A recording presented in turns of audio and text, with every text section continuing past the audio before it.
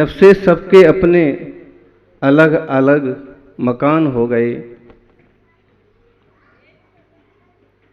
आजकल बहुत चल रहा है मकान बनने का, और जहां जंगल थे आज वहां कंक्रीट के जंगल खड़े हो गए।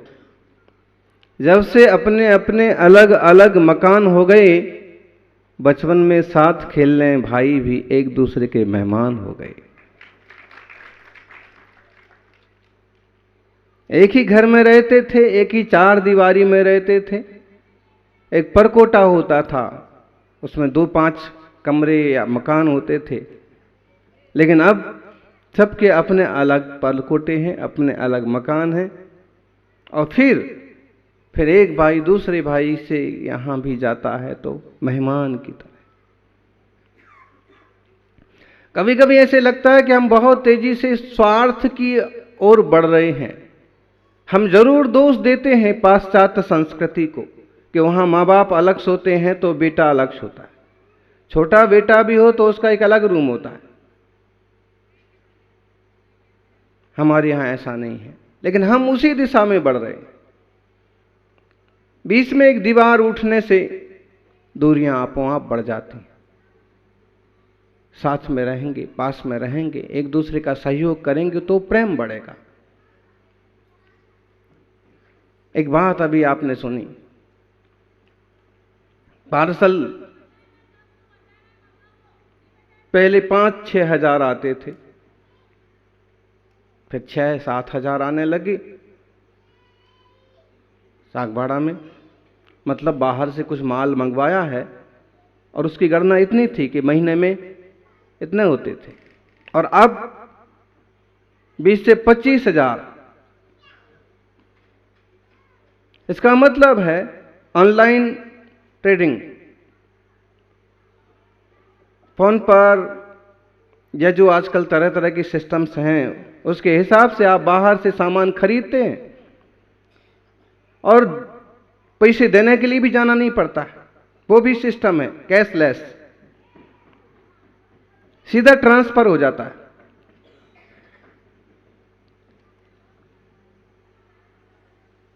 बात तो बहुत महत्वपूर्ण है कि जितने पार्सल बाहर से आए, अगर वही माल आपने यहीं बाजार में खरीदा होता, यहीं बाजार में बेचा होता, तो आपके शहर की रौनक कुछ और ही होती।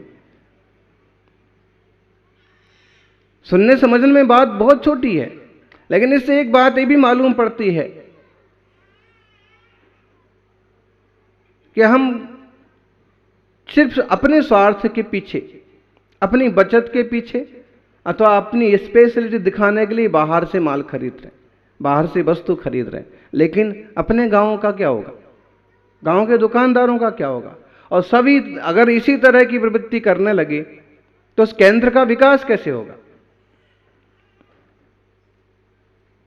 और आज तो आप केवल शहर से माल नहीं मंगा रहे हैं, अधिकतम माल चाइना से आ रहा है, चीन से।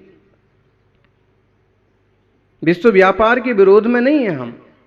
जो चीजें जहां उपलब्ध नहीं हैं वे और जगह से मंगाई जा सकती हैं, भेजी जा सकती हैं। लेकिन खुद के गांव, खुद के शहर, खुद के बिजनेस, खुद के व्यापारी बर्बाद हो जाएं, उस तरह का बिजनेस और उस तरह के व्यापार एकदम फिजूल की बात है। अब भारत में तो ना छोटी सी सुई से लेकर के और हवाई जहाज तक दूसरे देशों से तो आ ही रही हैं छोटी मोटी चीजें, लेकिन अधिकतम चाइना से। अच्छे से ध्यान से अगर हम विचार करें तो हमें लाभ कम है, नुकसान ज्यादा है इस टाइप के व्यापार से। और अगर हम पर्यावरण की दृष्टि से देखें, अधिकतम माल प्लास्टिक का आता है, और प्लास्टिक आकर के धरती को, नदियों को, जंगलों को, समुद्र को, सब तरह से पर्यावरण को नुकसान पहुंचाता है। खेत में पराली नहीं जलाना, खेत में बचा हुआ कचरा नहीं जलाना, बची हुई घास नहीं जलाना, ये तो हम समझा सकते हैं। और किसानों को समझना भी चाहिए कि इससे बहुत बड़ा ज्यादा प्रदूषण और कार्बन पैदा होता है। लेकिन एक बात है कि हम अगर जला भी देते हैं तो एक बार उसका प्रदूषण होकर वो खत्म हो जाता है। लेकिन प्लास्टिक का क्या इलाज है, क्या उपचार? अगर उसे जलाते हैं तो वो किसी और रूप में निरोधक बनता है, नहीं जलाते हैं तो, और एक तरह से अपने लिए नुकसान करने वाली ये चीज हो गई।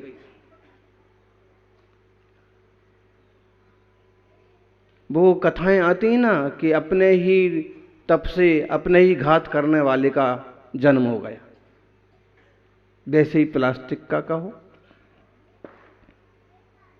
कल अहिंसा पर्यावरण पर काफी बड़ा प्रोग्राम था, कई सारे साधु संत उपस्थित थे। सबने अपनी अपनी बात रखी। जिनके ये गले अहिंसा नहीं उतरती है उनने भी अहिंसा की बात करी। और कोई रास्ता है ही नहीं, अहिंसा प्रेम शांति के अलावा और कोई रास्ता नहीं है विश्व की सुरक्षा के लिए।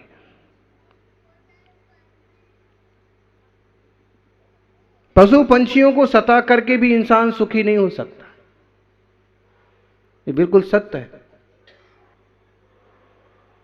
जो कथा कहानी आती है कि अमुक राजा शिकार करता था, तमुक राजा शिकार करता था, शिकार करने वाले लोग हुए, क्योंकि जैसे आज भी बुरे लोग हैं तो तब भी बुरे लोग थे। दूसरा, एक तो शिकार व्यसन होता था कि जानवरों को मारना, और दूसरा कुछ राजा लोग इसलिए ये काम करते थे कि उनको कभी युद्ध में ऐसा मौका पड़ा तो उनका अभ्यास ना चूक जाए, इसलिए एक तरह से जैसे जानवरों के साथ अभ्यास करते थे। है तो गलत ही,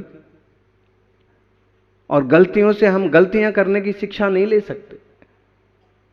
गलतियों से हम अच्छाइयां सीख सकते हैं कि हमने ये गलती की थी, उसका परिणाम ये निकला, हमने ये बुरा किया था, उसका परिणाम ये निकला, हमने गलत कदम रखा था, उसका परिणाम ये निकला। तो उनसे हम कुछ ऐसा सीख सकते हैं कि हमें अब नुकसान ना हो। दिवाली का समय आ रहा है, लोग बड़े बड़े पटाखे फोड़ेंगे, शोर करेंगे, चाहे आजू बाजू में कोई हार्ट का मरीज हो, चाहे किसी को किसी तरह का प्रॉब्लम हो, उधम करना है तो करना है। गांव के लोग तो फिर भी मान जाते हैं, समझ जाते हैं, एक दूसरे की भावना का ध्यान रख लेते हैं। मेट्रो सिटीज के लोग तो एकदम बेवकूफ होते हैं। एकदम बेवकूफ तो नहीं होते हैं, क्योंकि अधिकतम पढ़े लिखे गधे वहीं होते हैं, लेकिन इस मामले में बेवकूफ होते हैं कि दूसरे की संवेदना वो समझ नहीं पाते जल्दी से। आप उन्हें बताएं भी कि अमुक दादाजी को बहुत तकलीफ हो रही है, इतना धुआं करने से बच्चों के गले घुट रहे हैं, तो वो आसानी से उन्हें, नहीं, हमें जो करना हम करेंगे। छूट है, अभिव्यक्ति की आजादी है, हम जो चाहें सो बोलें, हम जो चाहें सो करें। अभिव्यक्ति की आजादी का मतलब ये नहीं कि कहीं भी वो कुछ भी बोलो और कहीं भी कुछ भी करो। अभिव्यक्ति की आजादी का मतलब ये भी समझो कि वह अभिव्यक्ति की आजादी जिससे ना खुद को तकलीफ हो और ना दूसरे को तकलीफ हो। तुम्हारी अभिव्यक्ति में अगर समाज में विद्रोह हो जाए, तुम्हारे बोलने से यदि संप्रदाय का द्वंद्व खड़ा हो जाए, तो ऐसी अभिव्यक्ति, ऐसी बेवकूफी किस काम की? तो सच में हमें बहुत विस्तृत होने की जरूरत है। वसुधैव कुटुंबकम केवल बोलने का सूत्र नहीं है, जीने का है। सारी दुनिया एक परिवार है। पाश्चात्य संस्कृति कहती है विश्व एक बाजार है, यहां सब कुछ बिकता है, केवल इंसान को खरीदने का अधिकार है। भारतीय संस्कृति कहती है विश्व एक परिवार है, यहां सबको मिलजुल के रहने का अधिकार है। चिंतन में बहुत अंतर है। हमारा चिंतन है आत्मा की तरफ से, अध्यात्म की तरफ से। विदेशियों का चिंतन है शरीर की तरफ से, भौतिकता की तरफ से। हम अकेले अपने स्वार्थ और शरीर की तरफ से सोचें तो हम तो किसी का कुछ नहीं करेंगे। अमेरिका, कनाडा और दुनिया के देशों में गाय को कोई जीव ही नहीं माना गया। और अमेरिका जैसे देशों में तो स्त्री को भी जीव नहीं माना।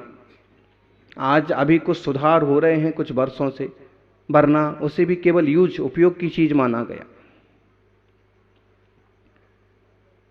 और इस्लाम में महिलाओं के प्रति क्या सलूक होता है वो तो आज भी जग जाहिर है। लेकिन महावीर स्वामी ने कहा नहीं, चेतना का सम्मान करो, जीव का सम्मान करो, किसी को कष्ट ना हो, किसी को दुख ना हो, इस बात का ध्यान रखो। हम आत्मा के स्तर से सोचते हैं तो हम किसी को कष्ट नहीं देंगे, किसी को दुख नहीं देंगे, गाय को भी डंडा नहीं मारेंगे, कुत्ते को भी पत्थर नहीं मारेंगे। कीड़े मकोड़े हैं तो अपनी कोशिश करेंगे कि घात ना करना पड़े, क्योंकि ग्रस्त है और उसका अपना खेती का और दुनियादारी का काम है। छोटे मोटे हिंसा तो उससे होगी, लेकिन जानबूझ के नहीं करेगा कि बैठा है यूं चींटी पकड़ी और उसको कुचल रहे। काम करते वक्त तो उससे छोटे मोटे कीड़े पतंगे मर जाएंगे, लेकिन मारने की इच्छा से मारता है नहीं। और आप देख लो, मारने की इच्छा से मार रहे हैं लोग, खेत में कीड़े पड़ गए हैं, अब मारना है। पहले होश नहीं था, पहले से इस ढंग से फसल की रखवाली करते, इस तरह से आप उसको जीवनाशक देते कि जीव पैदा ना होते। अब पैदा हो गए, अब स्पेशल मारने के लिए चले।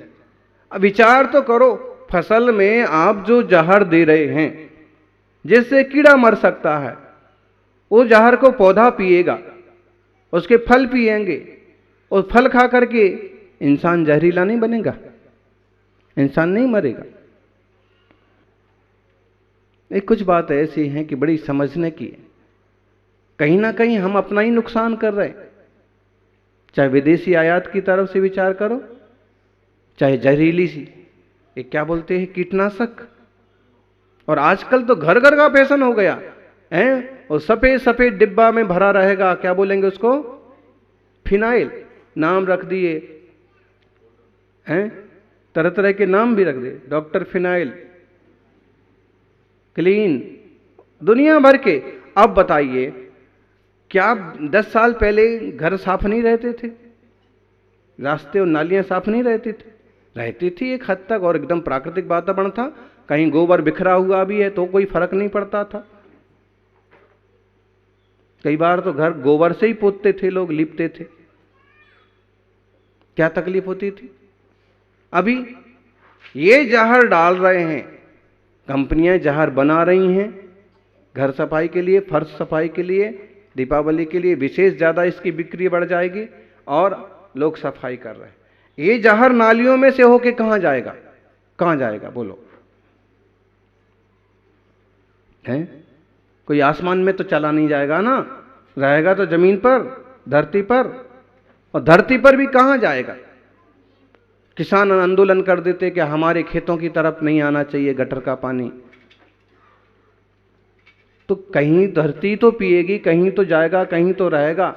और फिर दूसरा सिस्टम हो गया कि आया हुआ पानी का आप फसल में यूज कर सकते हैं। गटर का पानी साग भाजी उगाने में बहुत यूज हो रहा। मुंबई में तो जितने गन्ने और जितनी साग भाजी पैदा होती है ना, मुंबई में जो पैदा होती है वो रेल की पटरी के किनारे, गटर किनारे। दूर शहर से जाती है, दूसरे छोटे गांव से जाती है, वो अलग बात हो सकती, वरना ये हाल है। और वो जहर होता है अधिकतम। साग भाजी देखो, फूलों में हम रंग देते हैं तो फूलों का रंग बदल जाता है। देखो, खेती करने वाले जिस तरह से आजकल आविष्कार कर रहे हैं, प्रयोग कर रहे हैं, कि अगर हम गुलाब में नीला रंग दे देते हैं तो नीला हो जाता है। गुलाब गुलाबी न रहने के बाद नीला हो जाता है। रुई, कपास में भी अगर अमुक तरह के बीज या अमुक तरह का पानी, अमुक तरह का रंग डाला तो कपास अमुक रंग की पैदा हो जाती। मतलब पेड़ पौधे वही पीते हैं जो जमीन में होता है। अगर जहर गया है तो जहर पिएंगे, और फिर उनसे जो साग भाजी फलाएंगे वो खाने वाले का क्या होगा। जितनी बीमारियां अभी बढ़ी हैं 20 साल में, और जितने अस्पताल, ये 20 साल पहले थे। हर दूसरे तीसरे आदमी को या तो हार्ट का प्रॉब्लम, या कैंसर का प्रॉब्लम, या हाई बीपी, लो बीपी, शुगर। क्या आदमी है? आदमी है कि पजामा है? पजामा भी इतना लूज नहीं होता है जितना कि आदमी हो गए। क्यों? खान पान का बहुत असर पड़ता। चिंतनम चेतसा कुज्जा पन्नाय नौ वरम क्रिया पौरुषत्थेन कज्जम खो सहलम हवे। चिंतनम चेतसा कुज्जा, जरा चिंतन करना, जरा अपने चित्त को लगाकर के विचार करना और प्रज्ञा से निर्णय करना और पुरुषार्थ से, पौरुष से पुरुषार्थ करना, तो समझ में आएगा। और जब इस तरह से प्रवृत्ति करेंगे तो ही कार्य सफल होगा। ज्ञानियों, पटाखे का यूज कम से कम करो, चाइनीज वस्तु का यूज कम से कम हो, पतंग का मज्जा भी, सड़ी से सड़ी चीज, छोटी से छोटी चीज, घड़ी भी, कॉपी भी, पेन भी, सब चीज जब तुम बाहर से व्यापार करोगे तो देश के व्यापारियों का क्या होगा, लघु उद्योगों का क्या होगा और महा उद्योगों का क्या होगा? सब बड़े बड़े मॉल्स खड़े कर दोगे केवल, तो छोटी साग भाजी बेचने वालों का क्या होगा? ठीक है, अगर वो गांव के ही व्यापारी अपना सुपरमार्केट बनाते हैं, गांव के ही लोग अपना अपना मॉल्स बनाते हैं, वो ठीक। लेकिन बड़ी बड़ी कंपनियां और बड़े बड़े अधिकार और टोटल कब्जा कर लेंगे तो सामान्य लोगों का क्या होगा? ऐसे में ये चिंतन का विषय है कि लोगों की रोजी रोटी खत्म ना हो, इसलिए गांव का व्यापार गांव में करने की पहले कोशिश करो। और कम से कम बे व्यापार और बे चीजें जो गांव के स्तर पर बहुत जरूरी हैं और उपलब्ध हैं, क्योंकि व्यापार की शिक्षा देना और की खेती की शिक्षा देना ये कोई साधु का काम नहीं है, लेकिन एक अच्छे समाज की रचना के लिए एक दूसरे का सहयोग बहुत जरूरी है। कृष्ण का माखन चोरी का जो एक हम प्रसंग पढ़ते हैं, सुनते हैं, उसके पीछे एक लॉजिक है। देश का माल देश में रहना चाहिए। मक्खन हम पैदा करें और खाएं मथुरा के लोग, ऐसा नहीं हो सकता। हमारे लोग खाएंगे। तरह तरह की बातें हैं, पर्यावरण के नुकसान की बात बोलो या प्राकृतिक क्षरण की बात बोलो या ओजोन परत की बात बोलो, है तो ओजोन परत का छेद बंद करना है। अभी कल बहुत चर्चा हुई इस पर, महात्मा जी को हमको ध्यान नहीं रहा, नहीं तो हम बोल देते कि आप बंद करके आओ जरा।